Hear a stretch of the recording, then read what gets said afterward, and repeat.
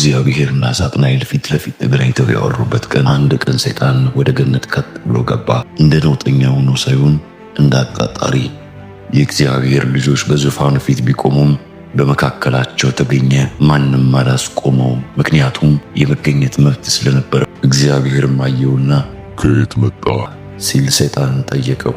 ሰይጣንም በምድር ላይ በረር፣ ወደፊትና ወደ ኋላም ተመላለስኩኝ፣ ፈተናውን ይጀመር። ለፈተና የቀረበው ሰው ግን ንጉሥ ወይንም ጦረኛ ሳይሆን ምስኪን፣ ጻድቅ፣ እግዚአብሔርን የሚፈራና ክፋትን የሚሸሽ ሰው ነበር።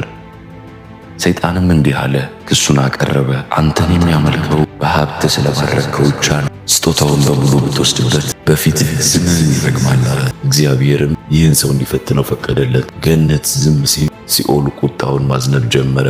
ኢዮብ ሁሉንም ነገር አጣ፣ ሀብቱን፣ ልጆቹን፣ ጤናውንም ጭምር። የቀረው ነገር እምነቱ ብቻ ነበር። በስቃይ ውስጥ ሆኖም እንዲህ አለ፣ አምላክ ሰጠኝ፣ አምላክ ነሳኝ፣ የእግዚአብሔር ስም ይባረክ።